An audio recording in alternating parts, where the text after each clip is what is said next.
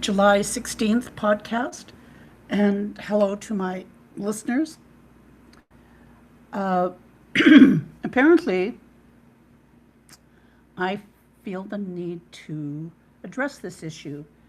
Major news involving Tsuut'ina Nation features massive news residential projects west of Calgary, an independent housing initiative, and lawsuit involving former lawyer. So, as an elder, like this is just my own personal opinion on this podcast. And if anybody wants to do or say anything, hey, I'm open to any kind of discussion. Master Plan Community, this you can find this on Google. The nations partnered with Qualico Community to acquire and develop nearly 1,000 hectares of land outside current reserve. The land lease arrangement with mirror projects like Redwood Meadows, creating economic benefits through 50-50 cost and profit sharing model. So like I was in my youth when my uncle and other partners with Tsuut'ina Economic Development started Redwood Meadows. Independent housing plan. The nation has launched its own self-financed housing initiative, positioning its own resources to fund the project rather than relying on standard taxpayers' dollars. Again, this whole thing about trust funds. I mean, if you know, you know, and if you don't, well, hey, Google it. Third item, Recovery Center lawsuit. Tsuut'ina is suing a former lawyer over alleged wrongdoing tied to construction of province's signature addiction treatment site on the nation's land, which faces multiple red flags. And as a nation member, when I first heard about this, I was just like, oh my goodness.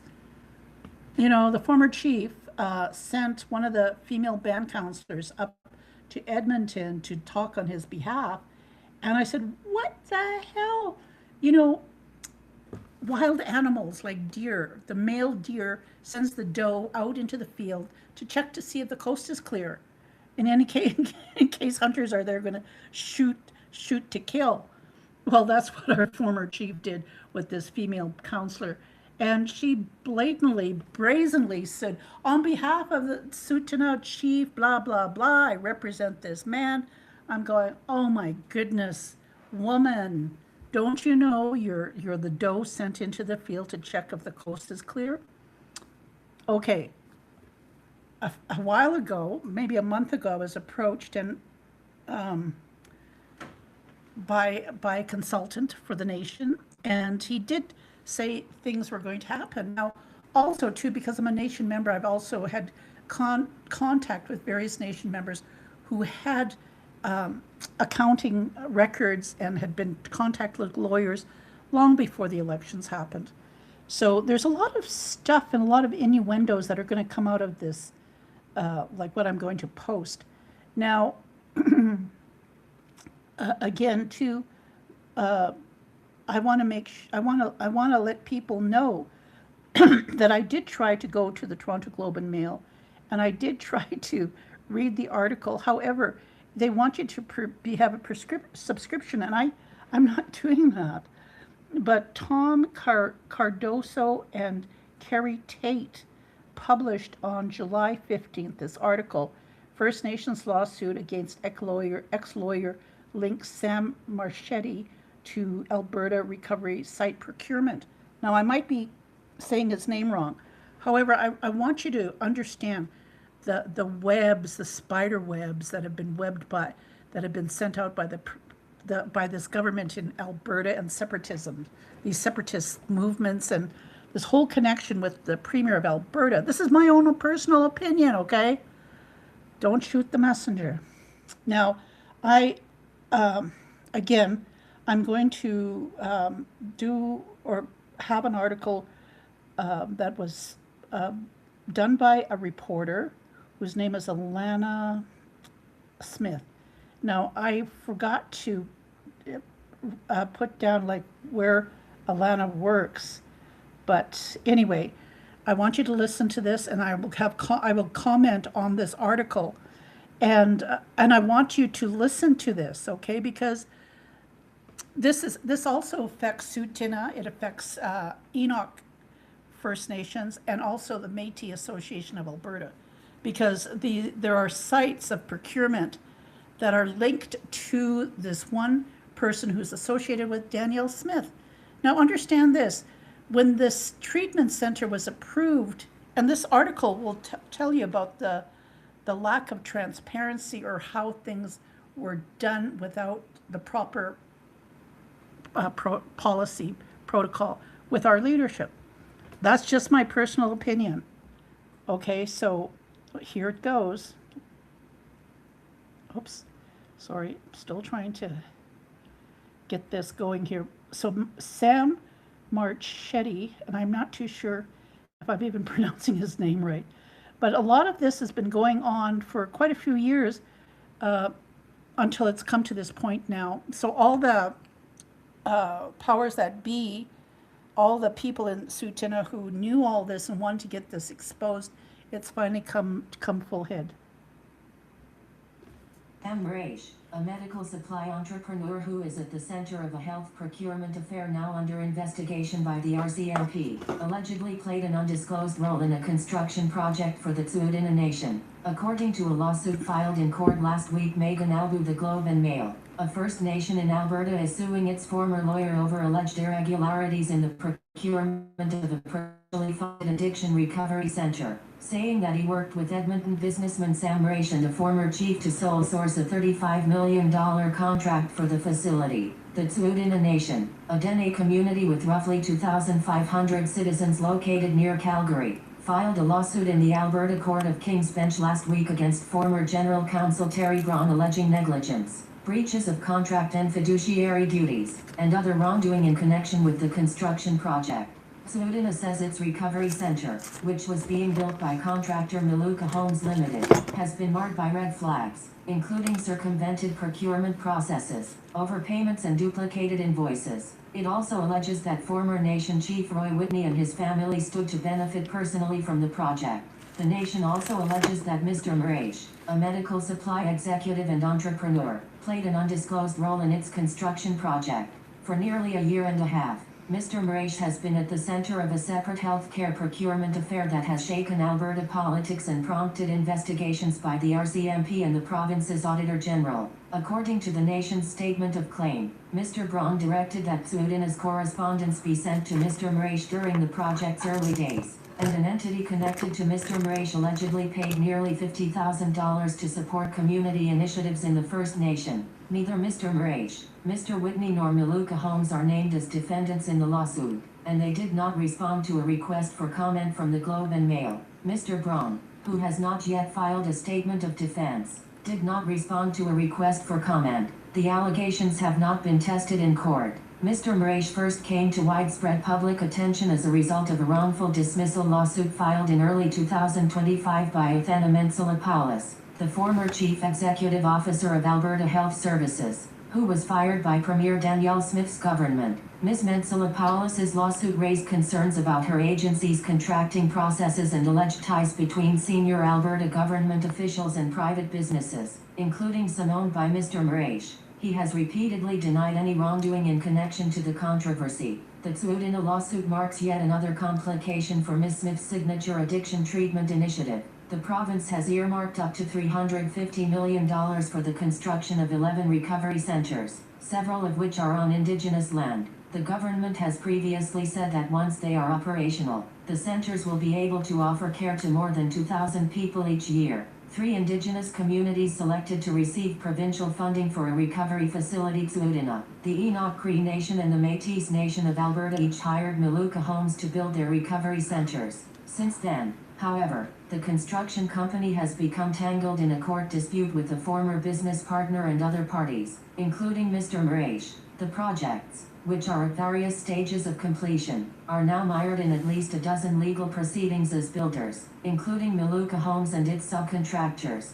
have allegedly gone unpaid. Citing the continuing litigation, spokespersons for Tsuut'ina and the province's Ministry of Mental Health and Addiction declined to comment. Planning for the Tsuut'ina Nation's Recovery Center project began in 2023. According to the Nation's statement of claim, the Alberta government, which is paying for the construction of Tsuudina's recovery center through grant funding distributed by its Ministry of Mental Health and Addiction, began discussing the project with the nation in April 2023, court records show. A few months later, in early July, the nation and the province had signed a memorandum of understanding for a recovery facility, according to documents obtained by the Globe through an access to information request. Later that month, Mr. Braun directed that the nation's correspondence be shared with Mr. Mraish, according to the lawsuit, allegedly writing, "Please share this email with Sam." Tsuudina entered into a memorandum of understanding with Maluka Homes in August, according to the court filing.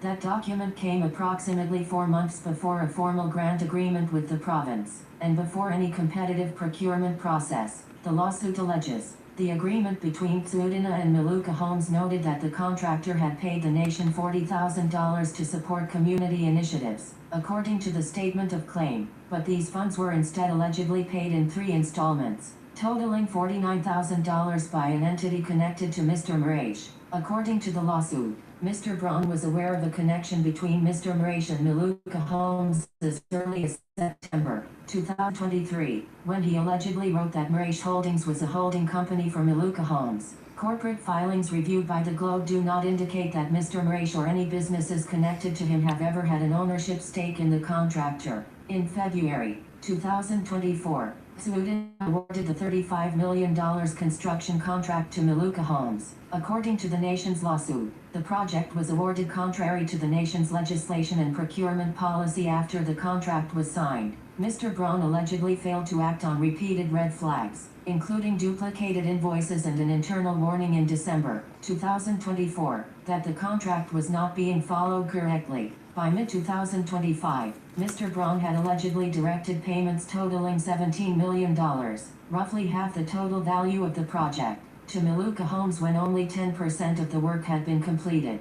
Tsuudina also alleges that Mr. Braun, while working at the behest of Mr. Whitney, the nation's former chief, disregarded the council's directive demanding invoices and the return of $3.75 million in project funds from Maluka Homes. A majority of Tsuudina's council, including its chief, was replaced during the nation's November 2025 elections. The nation's lawsuit makes several further allegations about Mr. Whitney, that he had been personally involved in discussions with Maluka Homes prior to entering into an agreement with the company, and that certain members of his family allegedly stood to directly benefit from a contract with the builder. Mr. Braun left his job as Tsuudina's general counsel last year. "It is with mixed emotions that I share that I am no longer serving as general counsel for the Tsuudina Nation," he wrote on LinkedIn in December. His post did not provide a reason for his departure. The Globe reported in March that Maluka Homes and its principals, father and son Louis and John Simashkiewicz, were suing Mr. Mraish and several others.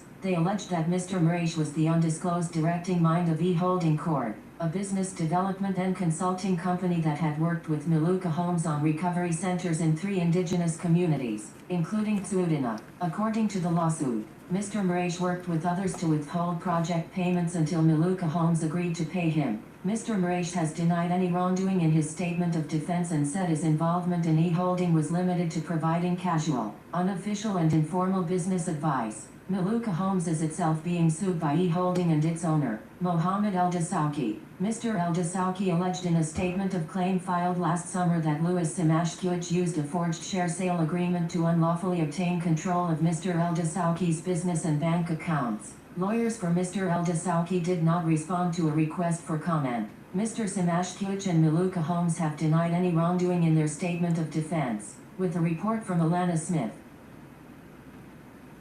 Okay, so that's what I got online. Now, again, the understanding is like prior to the chief and council election, there had already been given money, like half of the money that was going to be paid to this treatment center. Like I said, this let me give you a background on this fellow here, because apparently he was instrumental in getting a treatment center that run by Indigenous people, the educators of the treatment center were Indigenous people teaching Indigenous people who actually lived in First Nations, Métis, and Inuit communities. They closed down that center. And this fellow here, this Mr. The one that's MR, anyway, that fellow associated with the province here. Now, at the same time, too,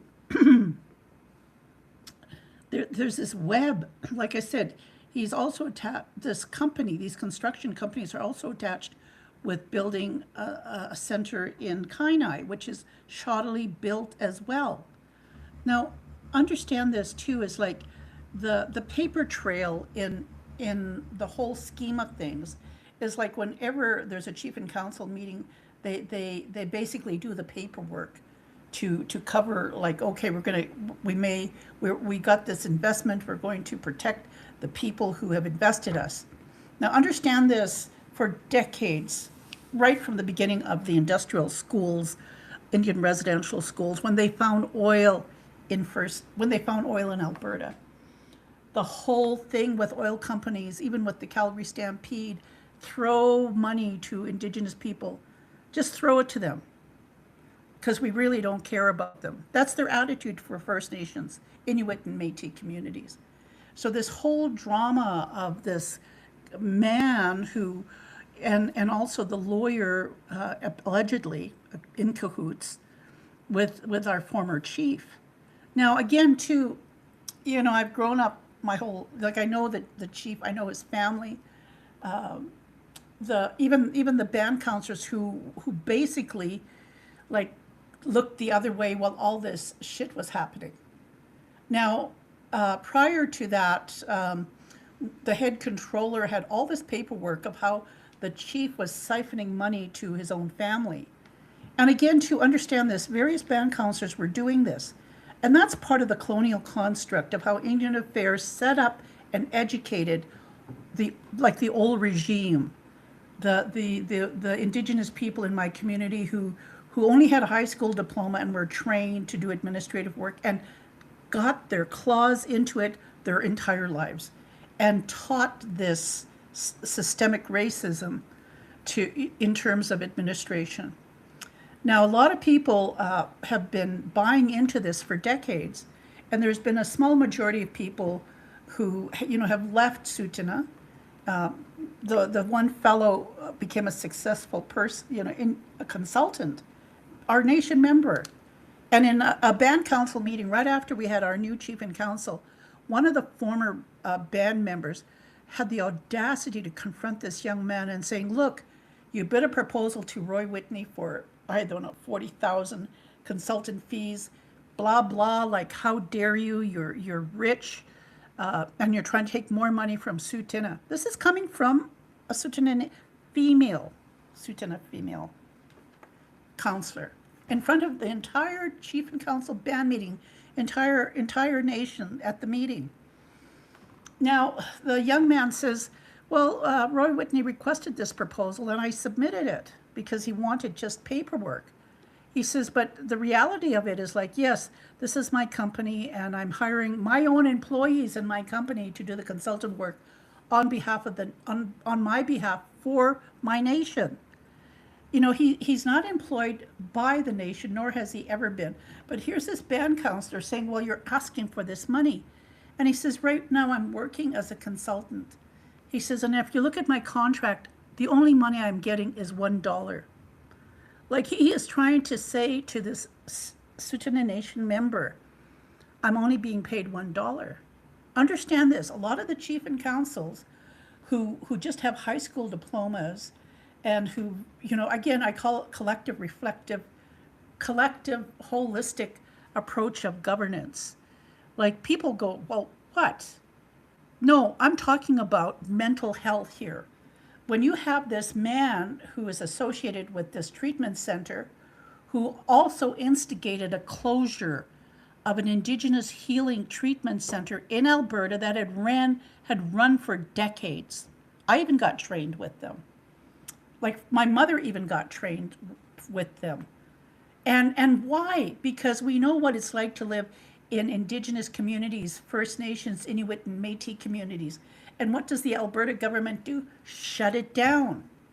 Now, understand this. This person we're talking about also has connections with different First Nations tribes in Alberta. Talk about pretendian cohorts and allies. Now, again, I've grown up amongst white people my whole life, and I've had, again, here's Danielle Smith being a pretendian cohort and ally, and you have this investigative reporter writing her speeches. And what does she do? She backstabs her. What does Danielle Smith do? She doesn't care. Part of the separatist movement too, like it's amazing. It's amazing. Like, I don't want to overindulge in anything, but here's one of the statements that came from Sturgis First Nations that like again, let's see if I can get this here. Sturgeon Lake Cree Nation Administration Update 6H. G notice to members following Sturgeon Lake Cree Nation's Cows and Plow settlement. The members' per capita distributions were placed in a trust fund. The PCDs for our minors were to be held in that trust fund until our children, born by 2017, turned 18. Jeffrey R.W. Raff Corporation. Raff PC is and has always been the sole trustee of these funds. This means he is responsible for holding them in trust for our children until they turn 18. In 2024 and 2025, 18-year-old members started to report discrepancies in the PCD amounts, below the original PCD or excluding interest. We pursued a court application to remove Raff PC as trustee and for him to pass accounts. We are working to expedite this application given the discovery this week. On July 13, 2026, we became aware of documents suggesting that Jeffrey R.W. Raff Professional Corporation, operating as Raff and Company, withdrew approximately $12 million from Sturgeon Lake Cree Nation's Miners Trust in 2023 and 2024. We discovered these documents through disclosure in the Tal Cree First Nation litigation against Raff PC, reported in the media. This was the first we learned of these withdrawals. We had not seen these before, have not seen financial statements for the Miners Trust since 2021 and received only financial summaries in 2022 and 2023. We have no records for 2024, 2025 and 2026. We have requested financial statements since 2021. We have not received a response. We are deeply concerned about these withdrawals. We are taking all steps possible to protect the trust money and track, trace and secure any illegal withdrawal from the trust. Finally, some members have reported that Raff and Company has advised that the nation has the trust money. This is incorrect. Raff PC remains the sole trustee, at present, of the Miners Trust Fund. On June 26, following similar discoveries, Tal Cree First Nation obtained a court order removing Raff PC as the trustee on their nation's trust. On July 10 and July 15, they received and extended a Meriva order to freeze Raff's assets up to $15 million, the amount said to be withdrawn from their trust. And, on June 15, Tal Cree received a receivership order which appoints a receiver to track and trace these funds. We would like to assure our members that we have watched these developments carefully and are acting accordingly. We will update members as soon as we can in the circumstances. Sturgeon Lake Cree Nation Leadership Thedric Downat. This fellow, Raff, is the leader of the separatist movement in Alberta, associated with the Premier of Alberta. At the same time, too, this fellow, who's Sam Mraiche, a medical supply entrepreneur at the center of the health procurement affair, is now under investigation by the RCMP. Okay, so all this connection to, the separatist movement and Danielle Smith. Now get this to the former mayor of Calgary, Mayor Nenshi, or former Nenshi, has said, he says, the corruption, another day, another lawsuit. Naheed Nenshi. The contractors scandal never goes away. It all comes back to Danielle Smith's close friend, Sam Mraiche. call for public inquiry right now. Like, excuse me, as First Nations, and when we talk about poverty, you know, there, these young men and women who have actively done due diligence to file this lawsuit have done their homework. They know what they're doing. And no matter how many times you get up as an individual and you have a leadership discredit you, and they keep on discrediting you because they want to keep you silent. Now, I really have nothing to lose. I'm an elder. My background in terms of mental health and addictions, and usually, like when I'm talking when I talk about mental health, I'm not using psychological social work jargon. I'm talking as a narrator. But when I knew that they were going to have this treatment center, I'm going, what for? Like, I was in my 20s when I did the first draft for the first detox treatment center, all voluntary. And just the struggle to keep people working in these centers because of the lateral violence addictions workers were experiencing and still do. Because we know what it's like to live in Indigenous, Métis, and Inuit communities. Like, and then you have a pretendian saying, like, they closed down the Nietzsche Center. They go and do all this building construction under the guise of the Premier of Alberta, throwing money, oil money, to First Nations because they really don't give a damn. Shut them up. Give it to them. And what does our former chief do, this lapdog? This is my own personal opinion. I don't care if it upsets you. But the reality is I have sacrificed most of my life volunteering. First daycare, first treatment center, even advocating for, like, what the hell, the chief paying for Nathan Chasing Horse? 20 years of paying rent for his followers. Even when he was arrested, they paid for all of his followers to come back home. And here I am struggling to say this man is dangerous. Look at what he has been doing. And nobody really cared. Why? Because they're holding on to their jobs. You can rationalize it away until Timbuktu. The reality of it is that it's so entrenched. And the fact that you have a treatment center that's going to be run by non-Indigenous people, hiring non-Indigenous people to work, as well as having clients who are non-Indigenous being treated in First Nations, Inuit, Métis communities. Because this isn't just Tsuut'ina, this is Enoch First Nations and the Métis Association of Alberta. Now, Tsuut'ina has taken the initiative to challenge this, challenge the paper trail or the money trail of the construction company that has been listed. And all these companies, what are they doing? Doing a quick dog paddle so they don't drown. Yes, Nahan Ninji is right. You, as public taxpayers, have a right to ask for inquiry to this woman, your premier, and also the guy who's the leader of the Separatist Party, this Roth fellow, having connections with First Nations Children's Trust Fund. Okay, and the very fact that 4 months before the elections or even before the signing of that agreement with the treatment center here, half of that money, half of that, $35 million was already paid out to this construction company by our former chief and counsel, by the consent of the lawyer, whose job is supposed to protect the vulnerable, the most vulnerable in my community. I'm one of those vulnerable people, advocating my whole life. How vulnerable can it be when you don't have a partner, children, nothing, and you're thriving, working for your own? Now, imagine tenfold if you're a single parent and the only job you have is working for a chief who's taking money right out of the mouths of your own babies. Like, disgusting. Totally disgusting.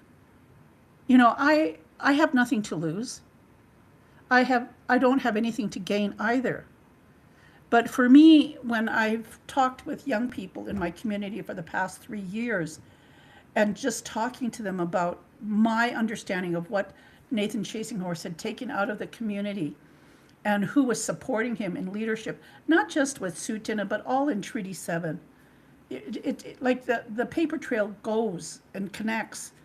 I mean, you can look at Jeffrey Epstein and all the things and how he connected. Like even the tip of the iceberg, which, hasn't ever been published about racketeering, embezzlement, and tax evasion with Nathan Chasinghorse in the States. When you have the chief's relatives who have construction companies and how he's been associated with Enbridge his whole life, his own company, what they call Wild Rose Company or something. Like the connection has always been there, and at the expense of educated Tsuut'ina people like myself, or other young people who've gone out to become millionaires, who've worked their due diligence to make a living, to try and help the most vulnerable in our communities. Why do you think I do my podcast for? I have nothing to lose. Why do you think this young man or these men who have been the catalyst for this lawsuit, the one young man only asks for $1 payment to help our nation, to help our most vulnerable, because we know what it's like to live in First Nations, Inuit, and Métis community. There's no pretending about it. There's no shame. We have no shame. We've swallowed that shame. We've buried our loved ones. We still live with this.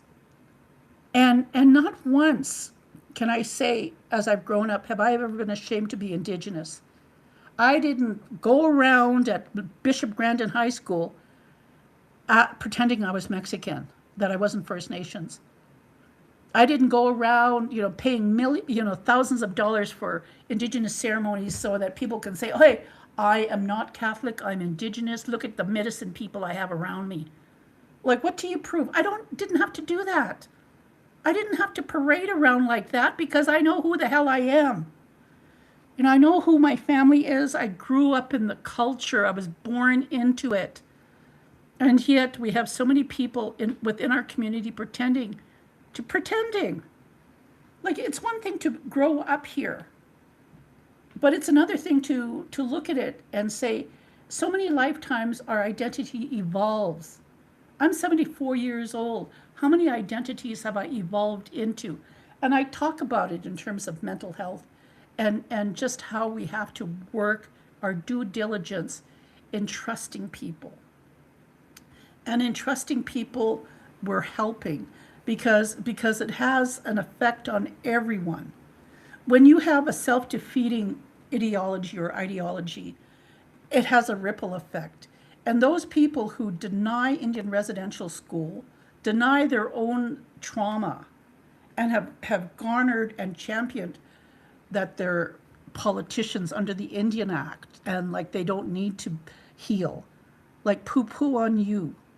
Suck it up, buttercup. Get off that cross. We need the wood for a sweat. As the fry bread burns, again, people can laugh and say anything they want. But when it comes to soap operas and what happens in Indigenous communities, we have to have humor, because if we had to deal with it, we'd be crying. I'd sooner say, as the fry bread burns, this is what's happening in Tsuut'ina. Bless the hearts of our young people for championing this lawsuit against a former lawyer. In our band meeting, people were standing up saying, this lawyer, Larry Brom, he's a good man. Yes, he's been a good man. He's been living off the tit of Tsuut'ina Nation's milk for how many decades? He's not hurting. He's got his own company. He's still associated with Indigenous people. But look at what he did to us. And here we have the new chief in council. They're telling the band members, yes, we know him. We feel hurt too that we have to let him go. But come on. When you're robbing and hurting the most vulnerable, what kind of leadership are you? If you cannot say, I'm sorry, you see the door, get out. You mismanaged how we wanted to protect our women and children and our most vulnerable. My hat's off to the new chief and council. I'm there supporting them. And when they come to me as an elder saying, what should we do with these, these politicians, these corrupt politicians, and some are still on chief and council. For me as an elder, and for me when I talk to other Indigenous female leaders in Alberta and in Canada, we say, charge them. Charge them. I have nothing to be charged against. I've never worked for Tsuut'ina Nation, like how would I put it, for decades, for years. No, my little stint at education director was, I was burnt, I was burnt so much, threatened. I said, no, I don't have to do that. My poor mother, bless her heart, when she started addiction counseling and, had to learn how to do budgets and reporting, she did it. My poor mother did it. And you know what? You know what she got for it? She got some young women my age coming up to her, trying to beat her up, walking into her office. This is just a house. Okay, she wasn't making big money, accusing her of having an affair with their dad. And I wasn't in Canada at the time. When I came home and I found that out, I confronted these young women's older brother who was on council. Now, I'm not going to disclose the power that I had over him, but I did say to him, the reason your mother is thinking this way is because she's depressed. Nobody's paying her attention. By what your sisters are doing, they think they're showing her love and attention, but they're not. They're hurting my mother.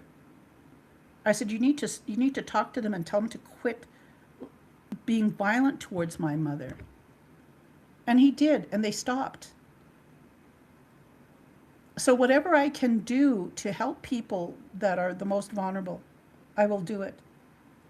My sister was running for Stampede Indian Princess, and I helped with her speech, and bless her heart, she said, I didn't think I was going to become princess.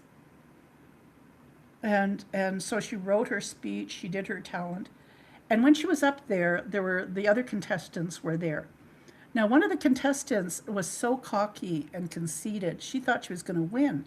She had this big smirk on her face, just like, I'm going to win. And even the other contestants told my sister, can you move aside? I want to stand beside so-and-so, so when she wins, I'm there to give her a hug. So my sister made room for her. Then they announced the winner, and it was my sister. The look on the woman who lost, like to this day, I couldn't believe it. Like poor sportsmanship. But get this, one of the prizes was a traditional beaded outfit to win this title. The lady who designed it was auntie to that woman who thought she was going to be the Stampede Indian Princess. Do you know what she did? She asked the Stampede Indian Day Committee to take back that outfit that was supposed to be my sister's. Like lateral violence and just jealousy and nitpicking and catcalling or whatever. My friend who passed away, I think 20, 30 years now, I was friends with her for 30 years. And I don't want to digress in anything like this, but for me, when I talk about the most vulnerable, like, yes, my sister was the most vulnerable. She didn't even think she was going to win. But my friend, who I'd been friends with for 30 years, most vulnerable, she had been a nurse's aide, worked in the hospital watching and helping women give birth. And she became a midwife here in Tsuut'ina. But the violence that she experienced in her own home, the brutality of being beaten, and the terror that man inflicted on her children. She'd be walking into the city with her children because she had no vehicle. And then she got a job with social assistance, and I became friends with her. And our friendship lasted 30 years, over 30 years, until she passed away. And even when she died, I organized her funeral. And all the friendships that I've ever had in my life, I cherish hers the most because she kept my secrets. And, and even though she thought I was keeping her secret, again, what happens in Sutana stays in Sutana. And it really uh, made me who I am today. I know people that we grow up with who commit crimes have to live someplace. So how is this transformative and restorative justice? As much as we're doing this lawsuit against this lawyer and the implications of what's going to happen within the members in our community who supported this, yes, it's important that people understand. Like it's not, it's easy to manipulate, it's easy to corrupt, it's easy to, sit back and just tell lies. But it's easy to be promiscuous. But the reality of anything in life requires hard work, requires trust. I know a lot of people say, "Oh, well, honesty." Yeah, well, you can tell the truth all you want. I mean, it's the way you live. But the reality of, even though you tell the truth, that memory we carry with us every day in our lives of trust has to percolate up somehow to validate that we can trust another human being. And the way the world is right now, so many people are angry. When my brother went to prison, because he with his association with Nathan Chasing Horse, he served his time. And I supported him because he has children. I supported him to the point where I have women in Sutana calling me a pedophile for supporting my brother. My brother did his time, and he has children. Now he lives in Sutana, and the reality of it is, like, yes, he lives in Sutana, and all these other people, like our former chief and another band counselor who have been charged with sexual assault, they'll come back and they'll live in our community too. But the reality of it is, like, this is what it means to face injustice every day of our lives. We live with it in our communities because we're holistic and collective. And even people might say, well, how can you do that? Because we have to trust. We have to trust that they will not commit another crime again after this. If you love your community so much, you will not do that. Now, I don't know if people even want to understand that or even comprehend the whole nature of why people act the way they act. Like I said, this young man is a millionaire. All he asks for is $1 in payment. When I lived in Utah, I knew a fellow who had a PhD in clinical psychology, a master's in business, and an undergraduate degree in law. Or was it business or law? No, let's see. Engineering, undergraduate degree in engineering, a master's in business, a PhD in clinical psychology. Had lived in Los Angeles, converted to Mormonism, lived in Utah. But during the time in Los Angeles, he knew Ronald Reagan, used to babysit for him. And so when Ronald Reagan became president, he appointed this fellow who was a Native American to work with the Bureau of Indian Affairs, or the Interior of the state.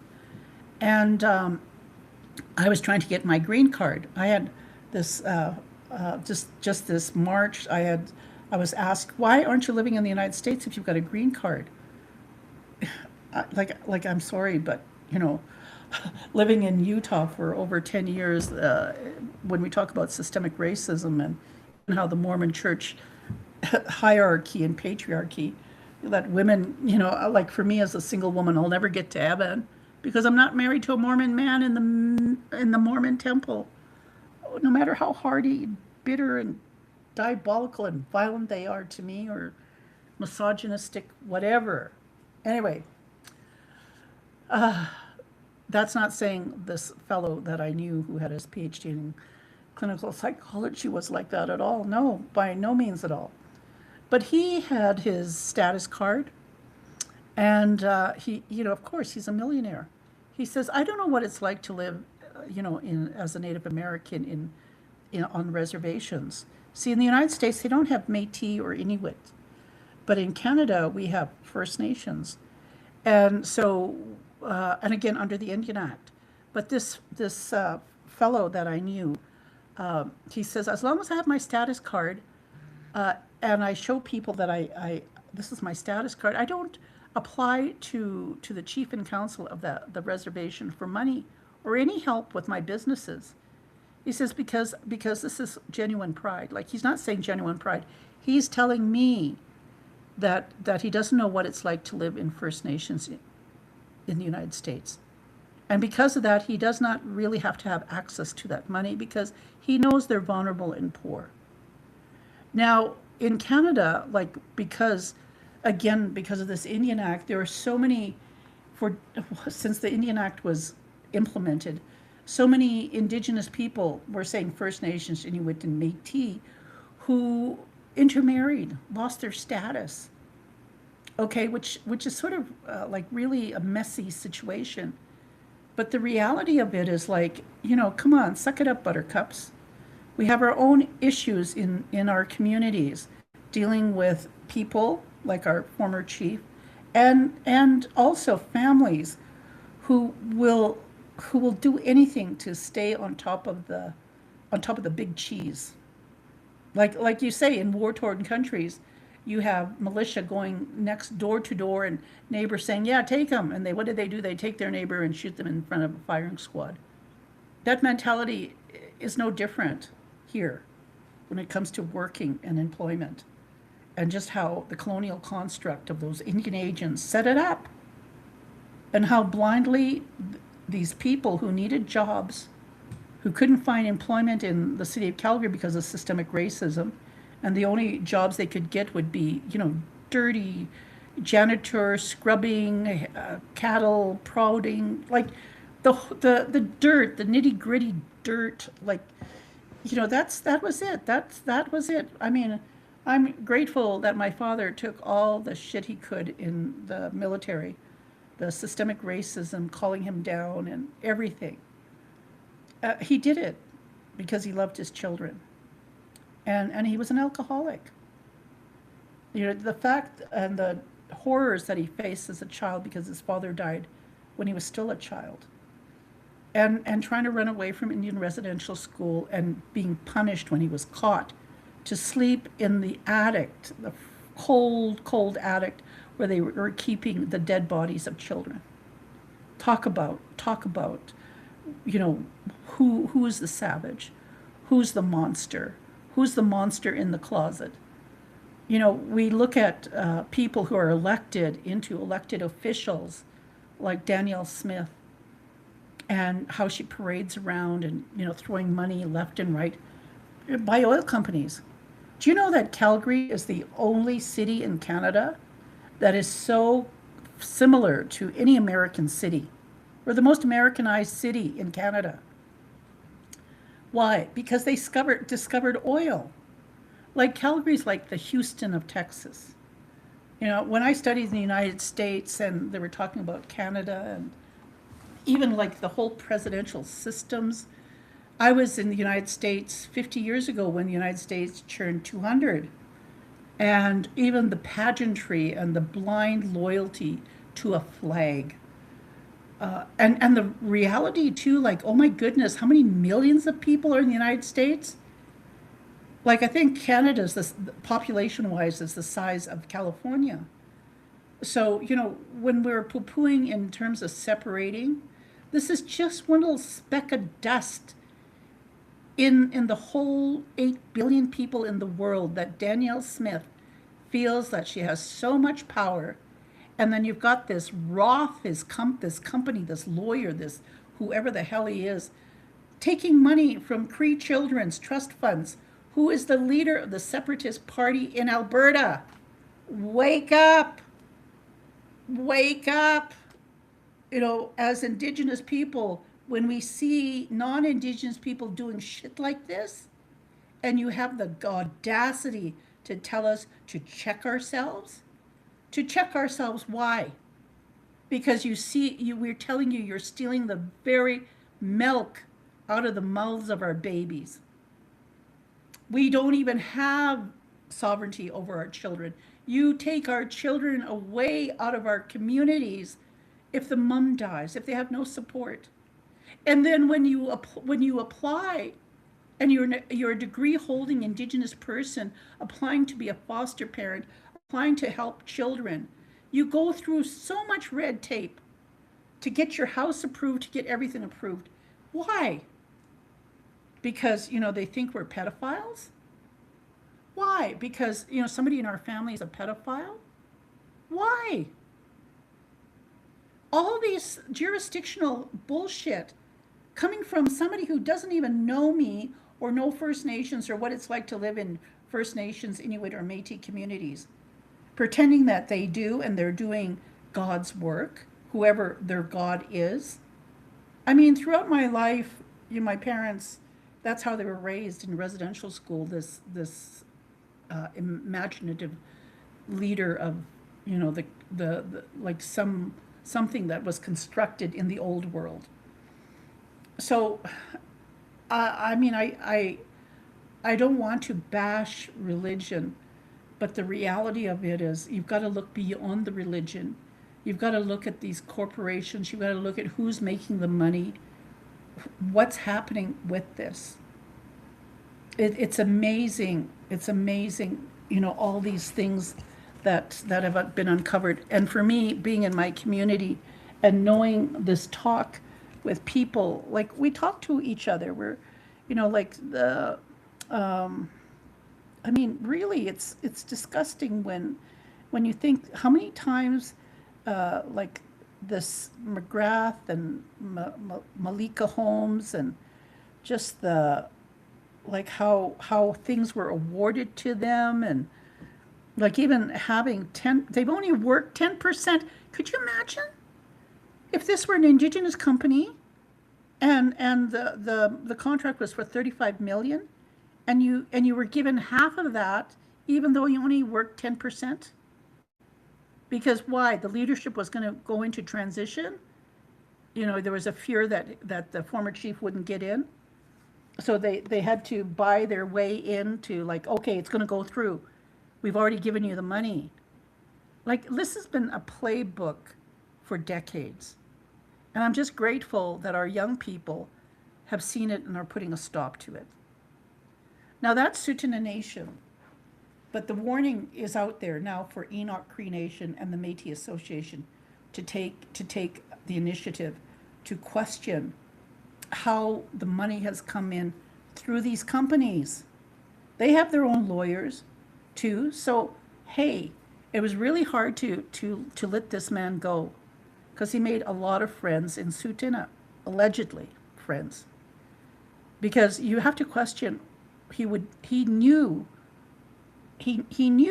under the guise of former leader Chief Roy Whitney, he knew. He the benefits and the contractors and just like who was profiting. In the long run, when I've lived my whole life burying the people I've grown up with, I know you can't take it with you. You can't take that money with you. So why try so hard to play this narrative, to go on the world stage and act like your shit don't stink? Act like you're doing the best you can for your Indigenous people. All people have to do is ask me. Ask me. I'm the most vulnerable. I'm an elder now. My status from being a single woman, like there's still always that. There's always going to be that cloud of like, oh, she's a female. Like, this whole like, yeah, she ate from the fruit of the tree when creation and Adam and Eve. She's an Eve. Don't trust her. Oh my goodness, what can I say?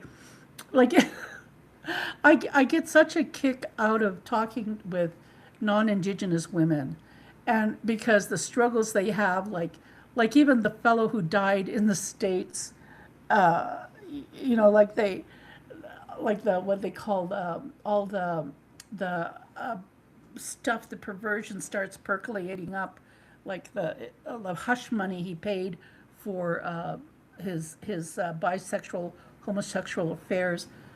Like, hello, you know, First Nations, Inuit, Métis communities, you hey, there's a reason we have humor, okay? Like, you know, in the world where it's non-indigenous and you have all these people pretending, like, excuse me, who's calling the kettle black here? You know, we know what's happening within our communities, and we talk about it, we say something. Until we actually get all the ducks in the row, then you know, we have we have a backbone, we have something to fall back on. But when you have these elected officials in the States and in Canada and in Alberta who put on these airs of like, I'm this moral person. I've created ICE, I've created these concentration camps. You know, and oh, I didn't go with Jeffrey Epstein. Like, you know, like, hello. That's what was happening here in Sutina when it came to Nathan Chasing Horse and him being arrested. Scattered. People just scattered. And here I am still talking about Nathan Chasing Horse, rightfully so. You know, different leadership went to housing and threatened if they did not pay the rent, they would be fired. Like, hello. That's what I mean. Do you think people are just going to roll over and not tell? We, it's like my white friend says, Marina, you know, you say people don't know you went to Las Vegas twice with a white man. They know, Marina. And I'm going, no, I didn't tell anybody.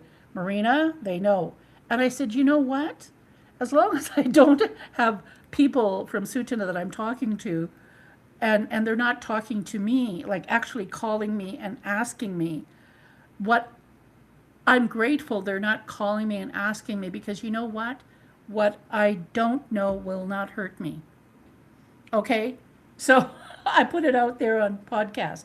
Yes, I, you know, everything and anything I do in terms of just my privacy, I have a network of friends that I talk about how I feel about human beings, because I have to.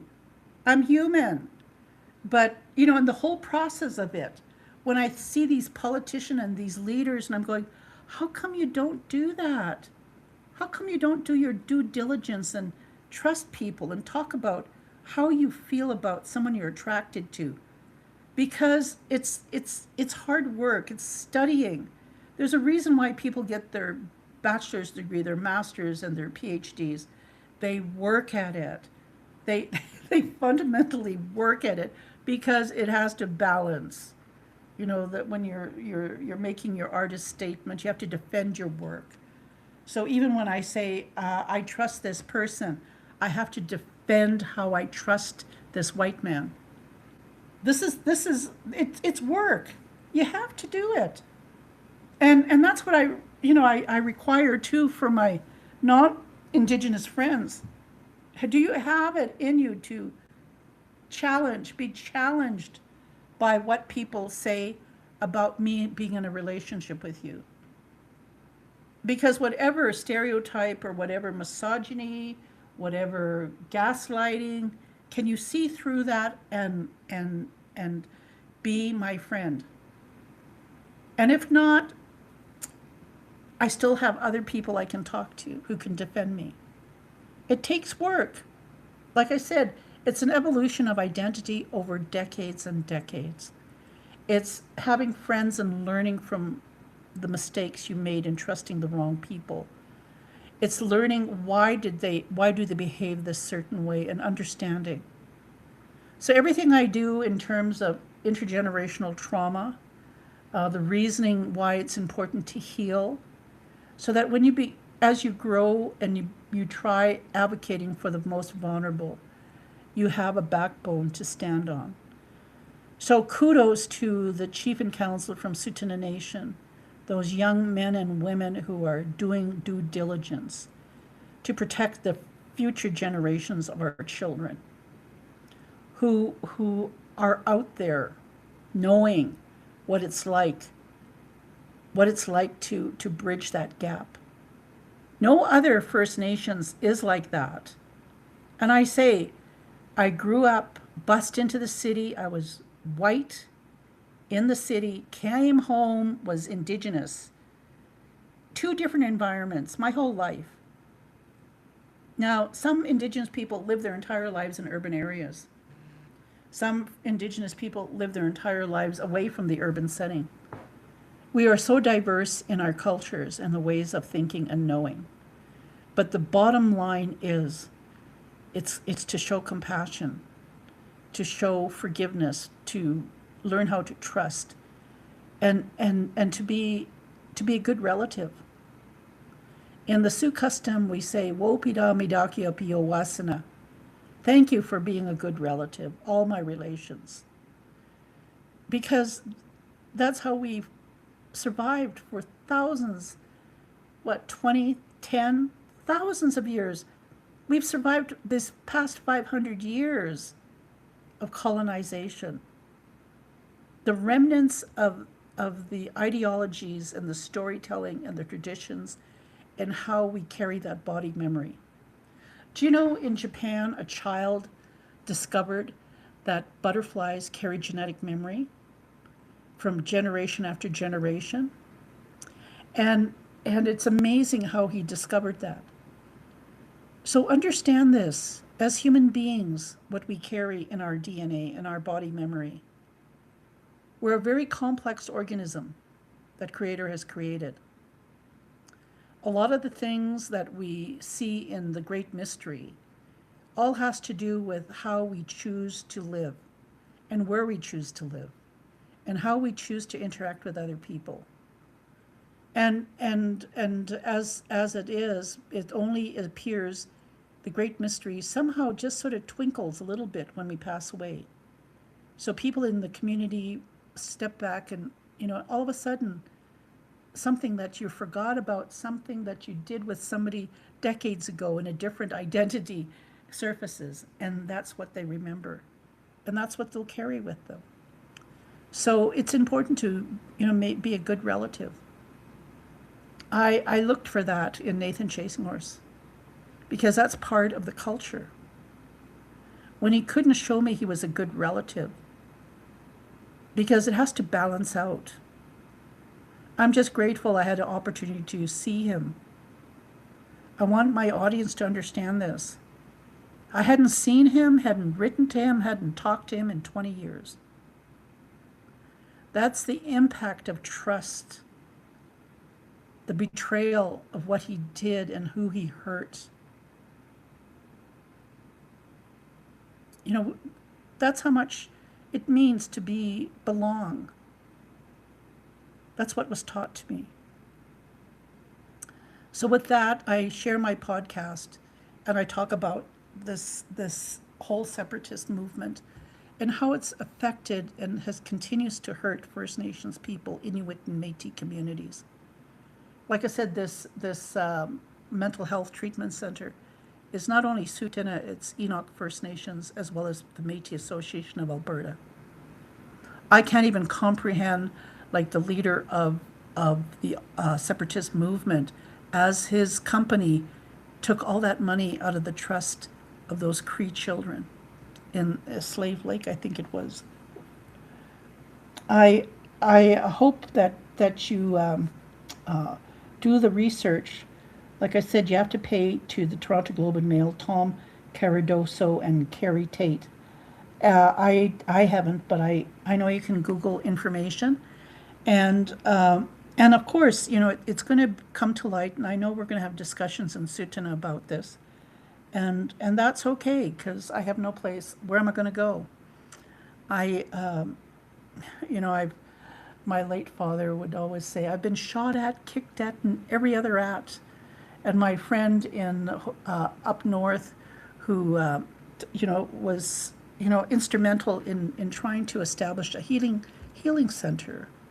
She was part of a healing center, and how they took that away from her. And it's these people that I mentioned in this lawsuit with this treatment center, this recovery center. That money would have gone to First Nations, actual First Nations sovereignty. It's one thing to have it built on First Nations. It doesn't mean it's going to be run by First Nations. Do you get my point? This whole process going through Chief and Council is to make sure that Tsuut'ina Nation has sovereignty over these things. And when it's not, then something's corrupt. So yes, it does mean something. It does mean something to ask questions. And even if it hurts to find the answer, like with that lawyer, he had so many people in band meeting defending him.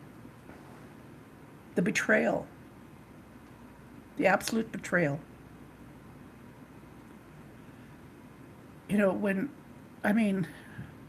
It happens. So for those who are hurt by what I've said, as my Sioux cousin will say, toughen up, buttercup. or like my late sister-in-law would say, get off the cross, we need the wood to make us sweat. Or like if people wanted to call this series of podcasts that I do, I'd call it As the Bannock Burns. And believe me, I was a child, even before I came, there were grandmothers and aunties who were saying the same word as the Bannock Burns, because it's us matriarchs who are the backbone of Indigenous communities. Why the hell do you think I know what I know? I like when I first started working with youth in Northern Alberta, part of the training session was, when you go into a community, look around and find someone who's just sitting at the gas bar every day, just sits there and watch people go by back and forth. Talk to them. Ask them what they see on a daily basis, and you'll be surprised what they know. Well, that's me. I keep myself very private.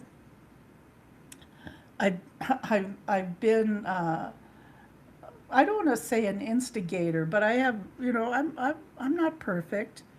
I've like my late friend would say, Marina, you haven't hurt anybody. And it's true. I try not to hurt anybody. She said, Marina, you haven't hurt anybody. Like, I haven't taken any man away from his wife. I haven't, just hurting people. I haven't done that. I haven't, go up to somebody and say, oh, you're a pedophile. It just amazes me just how bad people don't protect their energy and themselves, and even friendships, protecting your friendships. I try and do this on a daily basis when I have a memory of a friend. I'll say a quiet little prayer inside to Creator. Say, embrace their hearts, minds, spirits, and souls with protective, reflective, healing energy. Our energy ripples throughout time, and our children are depending on us. As each generation comes, hoping that humanity will keep moving forward and evolving. We're evolving. We hope we're evolving in a good way. Okay, well, I had to post it. I just had to, because this has been coming to a head for a long time. And I know there's going to be more coming out. And again, that was the whole purpose of electing a new chief and council. That being said, have a good day, and just stay cool. And if you can't stand the smoke out there, stay inside. Thank you.